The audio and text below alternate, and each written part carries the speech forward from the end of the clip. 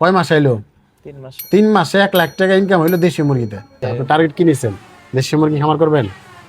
নিয়ত করছি আর কি যে যদি ভালো হয় তাহলে। দেশি মুরগি খামারটা করবো। যে আপনারা যে তরুণী খামার শুরু করেন না কেন, একটা অভিজ্ঞ লোকের কাছে যান। যাওয়ার পরে তার সাথে একটা কথা বলেন। কথা বলতে টাকা লাগে না ভাই। যাইয়া কথা বললে কোনো টাকা লাগে না, ফোনে কথা বললে অনেক টাকা লাগে। যাওয়ার পরে একটা ভালো সাজেস্ট নিয়ে তারপরে একটা খামার শুরু করেন। দেশি করবেন, ফার্মি করবেন, যাই করেন, তার সাথে কথা বলে একটা খামার শুরু করেন। কখনো তো পালেন নাই মুরগি? পালছেন? এর আগে ছোটবেলায় তো বাড়িতে কবুতর টবুতর পালছি বা মুরগি পালছি, ওটার হিসাব আলাদা। নেশা রয়ে গেছে ওটা। হ্যাঁ। ওটাই কবিতর দিকে অনেক মানুষে আছে, কবিতর দিকেই শখ থেকে শুরু করে আবার এক পর্যায়ে চলে যায়। হ্যাঁ, আমি প্রথমে যখন কবুতর পালছিলাম আপনার 2 জোড়া নিছিলাম, 2 জোড়া থেকে 7 জোড়া পর্যন্ত হয়েছিল। আস্তে আস্তে খালি বাড়াইছি, বাচ্চা খায় না আর কি, হঠাৎ মাঝে মধ্যে দিয়ে একটা খাইছি। তো এর পরবর্তীতে একটা কবুতর নিয়েছিলাম হলো একজনের কাছ থেকে, আমার এই বাড়ির পাশে একজনের কাছ থেকে কিনে নিয়েছিলাম। ওর বাসায় রোগ ধরছিল, আমি তো বুঝতে পারি নাই, নতুন পালতে নিছি। তো দেখা গেছে যে ওই রোগে মাইরা ফেলাইলো। দেখতে দেখতে 4টা না 5টা টিকলো। পরে ওইটা আসছিল কিছুদিন, বিলাই আবার হামলা টামলা দেয়, আমি আবার বাড়ি থেকে বেরিয়ে গেল। পরে ওই বাড়ি থেকে পরে বিক্রি করে হয়েছিল। দেখ ওটা কবিতর শেষ হয়ে গেছে, হ্যাঁ, তাই না? কবুতর শেষ। এই যে মুরগি সেক্টরে আপনি বর্তমানে এখন মুরগি পালতেছেন, শখ করে কিছু আছে পালতেছেন? 30টার মতো আছে। 30টা মতো। তা কি মনে করেন যে দেশি মুরগি পাললে কি লাভ হবে? আপনি কি মনে হয়? এখনো তো ওইরকম ভাবে বুঝতেছি না, বুঝতেছেন না? গেলে সে বুঝতে পারবে আর কি। আচ্ছা, যে আপনি টার্গেট কি নিছেন? দেশি মুরগি খামার করবেন? নিয়ত করছে আর কি যে যদি ভালো হয় তাহলে। দেশি মুরগি খামারটা করবো। এখন তো আমার কাছে আইছেন অবশ্যই কিছু পরামর্শের জন্য বা বাচ্চার জন্য আসছেন নাকি? হুম, তো আপনি যে কথা বলছিলেন যে শীত আমার তো নাই, তো হুম, আপনি ভাড়া নিয়ে করবেন তাই তো? হ্যাঁ, হ্যাঁ? ভাড়া আপনি নিয়ে করলে কি পোষাবে কিনা ভাড়া বা। নিয়ে করলে পোষায়, পোষাবে না কেন? দেখেন বাংলাদেশের মধ্যে দেখেন কার কয়টা বাড়ি আছে, কিন্তু বেশিরভাগই চাকরি ক্ষেত্রে ভাড়া থাকে। হুম, বাড়ি ঢাকা থাকলেও তো ভাড়া থাকে ভাড়া থাকে, থাকে না? করলে। এরকম করেও আপনার হলো মুরগির সেক্টরটাও, যে অনেকে আছে লেয়ার মুরগি খামার করতেছে, সেগুলো খালি পড়া থাকে, খালি পইরা থাকে একদম হুম, টোটালি। সেগুলা অনেক ভাড়া নিয়ে থাকে, ভাড়া নিয়ে খামার শুরু করে। অনেকে আছে যে খামার করছে, সোনালী মুরগি খামার করছে, এগুলা করার পরে দেখা গেলো তারা ভাড়া নিয়ে করতেছে। এতে ভাড়া নিয়ে করলে সুবিধা কি? দেখা যায় যে আপনি যে অ্যামাউন্টটা যে লাগছে যে ঘর বাড়ি করতে, সেগুলা লাগে না। লাগতেছে না। তো সেক্ষেত্রে তো আপনি তো আবার করার লাগতেছে, মানে ভাড়া দিতে হ্যাঁ, হইতেছে, তাই না? পে করতে হবে তো নির্দিষ্ট amount। আমি বলি যে আপনি ভাড়া দিয়ে যদি করেন অবশ্যই অধিক পরিমাণ করা লাগবে, বেশি করতে হবে। এখান থেকে যখন আপনার ইনকাম সোর্স তৈরি করবেন, তখন কিন্তু আপনার ভাড়ার জায়গায় কিন্তু আপনি বেশি পরিমাণ করতে হবে। না করলে কিন্তু আপনি সেখান থেকে বেশি টাকা ইনকাম করতে পারবেন না। দেখা গেলো যে একজনে আছে আপনার শখ করে 100 200 300 মুরগি পাললো, শখের বিষয়টা আলাদা।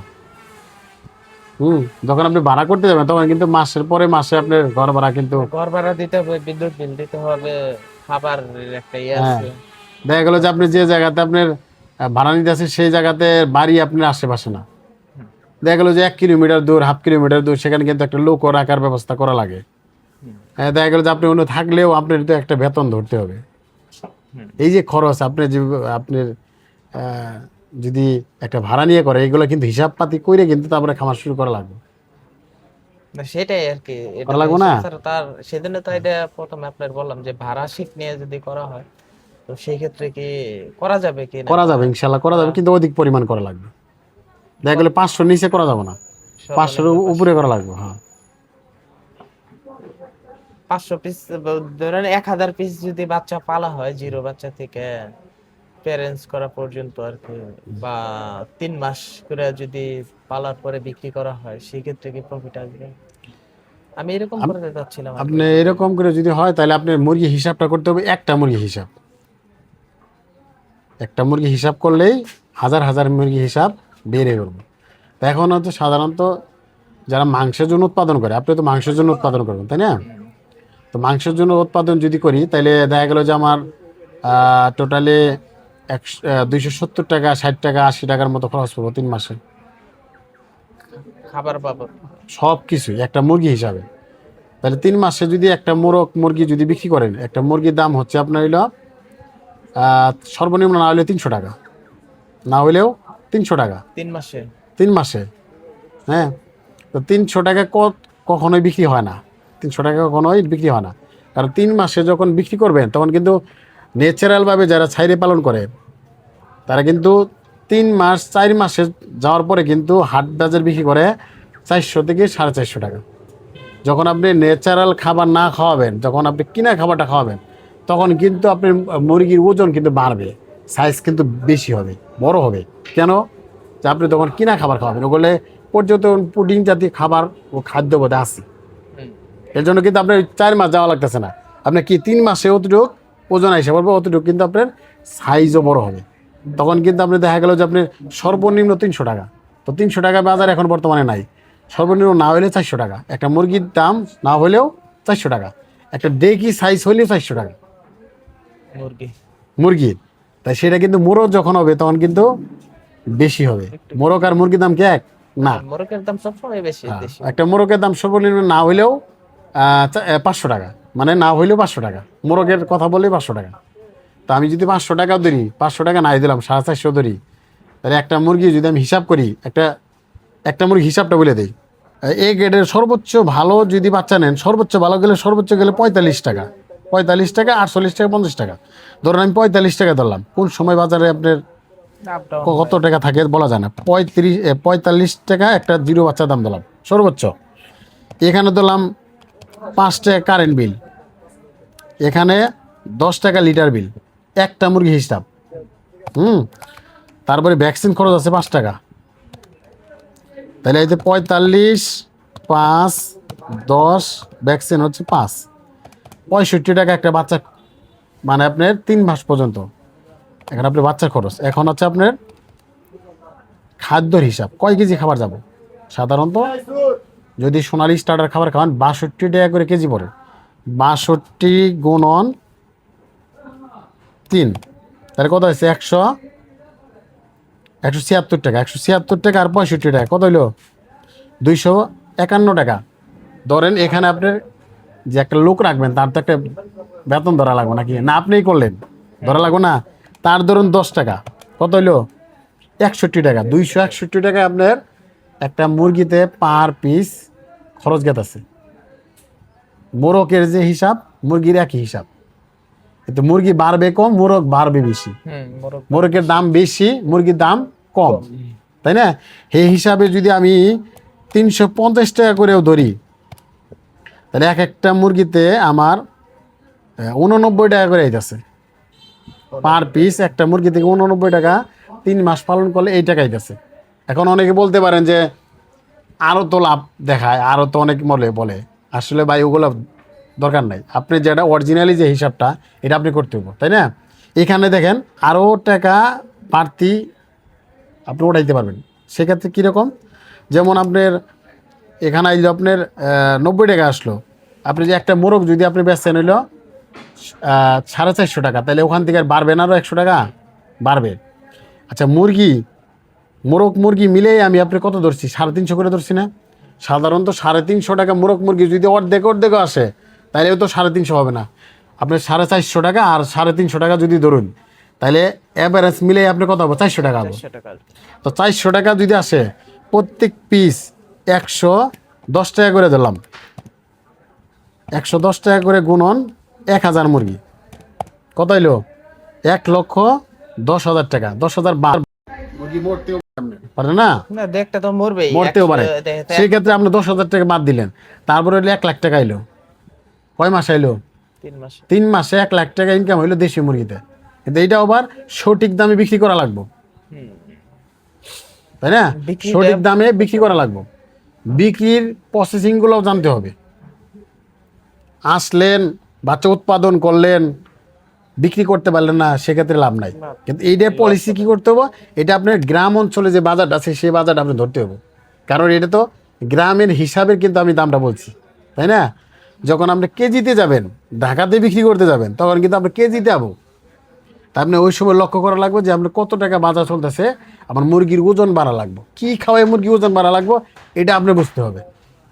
আমি তো ওই যে আপনার 30টার মতো যে আছে না, এটা তো ব্রয়লার ফিড খাওয়াচ্ছি। ব্রয়লার ফিট না, হ্যাঁ। তো যখন আপনি হাট বাজারে বিক্রি করতে পারেন তখন কিন্তু ব্রয়লার স্টেট খাওয়ানো যাবে না, কারণ ব্রয়লার স্টেটটা খাবার খাওয়াইলে আর গোস্তটা মাংসটা এক ধরনের নরম হয়ে যায়, শক্ত কম হয়। আর যখন সোনালি স্টারটাতে পারবেন তখন কিন্তু সোনালি স্টারটা দিয়ে বাড়বে কম, মুরগিটা বাড়বে কম, হ্যাঁ, কিন্তু শরীরটা একদম দেশি মুরগি, দেশি দেশি যে একটা স্বাদ এটা থাকবে। হ্যাঁ, এইভাবে যদি আপনি করেন তাইলে আপনার যে কোনো সাইডে বিক্রি করতে পারবেন। বিক্রি করাটা এটাই হলো মেন সমস্যা। তো এখন আপনি যদি 1000 বাচ্চা আপনি যদি হাট বাজারে বিক্রি করেন, কয়েকটা হাট বাজারে বিক্রি করেন, তাহলে কিন্তু প্রফিট বেশি আসবে। আপনি কিসের জন্য করবেন? সময় একটু বেশি লাগবে আর কি। প্রফিটের জন্যই তো করবেন নাকি? অন্য অন্য মুরগি আছে যে সোনালি আছে, ব্রয়লার আছে, এগুলা কিন্তু দেখা গেল যে নির্দিষ্ট একটা টাইম অনুযায়ী বিক্রি করা লাগে। হুম। দেশি কিন্তু নির্দিষ্ট কোনো টাইম টাইমের নাই। ভিতর বিক্রি দেশি মুরগির ক্ষেত্রে দিতে আমি 15 দিন আগে বাজার খারাপ, হ্যাঁ, 1 মাস পালি, আর 1 মাস পালেন। পালে পরে বিক্রি করে করা যায় না? করা যায়। এইটা দিকে দেশিতে সুবিধা বেশি, তাই না? তবে যে আপনি যদি 1000 মুরগি যদি করেন, সেক্ষেত্রে ওই যে বললাম যে ভাড়ার বিষয়টা, তা আপনি যদি 500-1000 করেন, সেক্ষেত্রে আপনি এখান থেকে ভালো প্রফিটটা আনতে পারবেন যদি আপনার মেজারমেন্ট ভালো থাকে। আপনি যদি পরিশ্রম করেন অবশ্যই টাকা আছে, কিন্তু দেশি মুরগি যে হাজারে টাকা তা না ভাই, এগুলো আগে শেখা লাগবো, বোঝা লাগবো, মার্কেটিং জানতে হবো, তারপরে সেখান থেকে ভালো টাকা ইনকাম করা যাবো। একবারে যে ইনকাম করা যাবো তা না, না, ভালো টাকা একবারে তার কোন সেক্টর থেকে কোনো না। আমরা একটা চাকরি করতে গেলে প্রথম অবস্থা 10,000 টাকা দেবো, দ্বিতীয়বার দেখা গেলো 2-3 বছর পরে 100 টাকা বা 500 টাকা 1000 টাকা বাড়াবো, এরকম করেই তো নাকি? অভিজ্ঞতার দাম আছে, এটা তো আপনি জানেনই, আপনি চাকরি করেন, আপনি করতে পারবেন ইনশাল্লাহ। আপনি যদি চান ইনশাল্লাহ আপনি একটা সিট তৈরি করে বা একটা ভাড়া নিয়ে আপনি কিন্তু খামার শুরু করতে পারেন ইনশাল্লাহ। আমি ছাদে যেখানে পালতেছি ওখানে আপনার কবুতর পালতে তো মাশাআল্লাহ এতটুক হাইট আছে নিচে, আর উপরে কতটুক, 3.5 ফিটের মতো হাইট, আর নিচে 3.5, নিচে 3 ফিট, এরকম 30 ইঞ্চি আর কি হাইট। ঠিক আছে।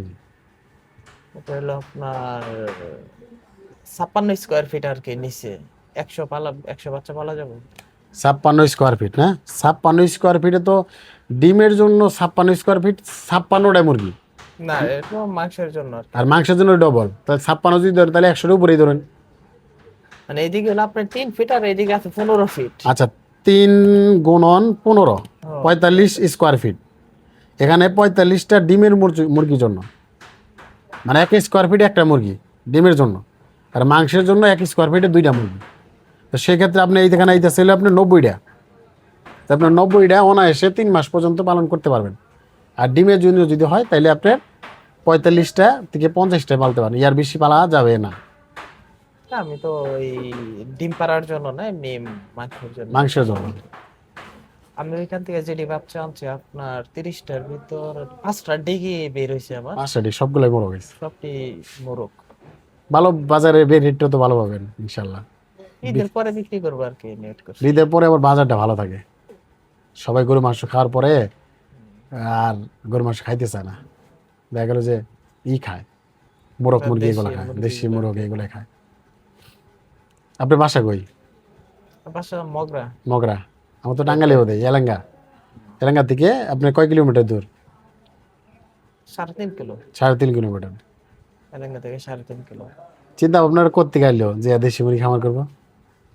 তাই এমনি দেখি মাঝে মধ্যে নেটে বা দেখতেছি, ফিজিক্যালি নিজেও কিছু টুকটাক করতেছি। এর আগেও পালতাম বাড়িতে থাকতে, মন চাইলো যে দেখি একটু 100 পিস বাচ্চা নিয়ে আগে হয় কিনা পালতে পারবো কিনা আগে চেক করে দেখি, আগে শিখি, তারপরে নয় বড় সড়ো করে করা যাবে। প্রিয় দর্শক, যারাই খামার করবেন তাদের উদ্দেশ্যে একটা কথা বলি, যে আপনারা যে ধরনের খামার শুরু করেন না কেন, একটা অভিজ্ঞ লোকের কাছে যান, যাওয়ার পরে তার সাথে একটা কথা বলেন। কথা বলতে টাকা লাগে না ভাই, যাইয়া কথা বললে কোনো টাকা লাগে না, ফোনে কথা বললে অনেক টাকা লাগে। যাওয়ার পরে একটা ভালো সাজেস্ট নিয়ে তারপরে একটা খামার শুরু করেন, দেশি করবেন, ফার্মি করবেন, যাই করেন, তার সাথে কথা বলে একটা খামার শুরু করেন। এই ভাই কিন্তু একেবারে কাছ থেকে আইছে। তো উনি একবার কিছুদিন আগে আইছিল, আসার পরে আমাদের শুক্রবারে বন্ধ ছিল, উনি আমার সাথে কথা বলতে পারে নাই। তো উনি আসছে পরামর্শের জন্য, ইনশাল্লাহ খুব দ্রুতই উনি একটা খামার শুরু করবো। উনি বর্তমানে চাকরিতে আছে, তো তার পাশাপাশি শুরু করতে চাচ্ছিল। আসলে দেখেন, আমি কিন্তু এক সময় চাকরি করতাম, জব করতাম, তো তার পাশাপাশি শুরু করতাম। শুরু করার পর দেখা গেল যে হঠাৎ অনেক মুরগি মারা গেছে, অনেক মুরগি সঠিক দামে বিক্রি করতে পারি নাই, এরকম করে অনেক প্রবলেম হয়েছে আমার। হওয়ার পর কিন্তু আমি হাল ছাড়ি নাই। হ্যাঁ, আমি চেষ্টা করছি যে যদি একটা পাশাপাশি কিছু করা যায় তাহলে আমার কিন্তু এখানে মালুম হবে না। যখন আমি এখান দিয়ে দেখলাম যে আমি ভালোভাবে শিখছি, হ্যাঁ, ভালো একটা সাজেস্ট পাইছি, দেখা গেলো আমার দ্বারা মুরগি হয়, আমি ভালো বিক্রি করতে পারি, তারপরে কিন্তু আমি সেই চাকরিটা বাদ দিছি। আমি একটা নাপকো গ্রুপে কোম্পানিতে চাকরি করতাম, তো তার পাশাপাশি থেকেই শুরু করে এই পর্যন্ত আইছি। আল্লাহর রহমতে আপনাদের দোয়ায় 10-12 বছর ধরে এই খামার সাথে যুক্ত রয়েছে। তো যারা এই খামার শুরু করবেন, পাশাপাশি কিছু করেন। দেখা যাচ্ছে যে চাকরি করতেছেন, সমস্যা নাই, করেন। দেখা যাচ্ছে গার্মেন্টসে চাকরি করতেছেন, করেন, তাই করেন, দেখেন কি করা যায়। দেখা গেলো যে একটা চাকরি করতেছেন, 10 টাকা এলো, এখান থেকে 10 টাকা এলো, 20 টাকা হয়ে গেল, 10 টাকা বাংলায় আর 10 টাকা থাকলো। একটা পাশাপাশি একটা যদি না করতে পারেন, আসলে টাকার অ্যামাউন্টটা ধরা যায় না।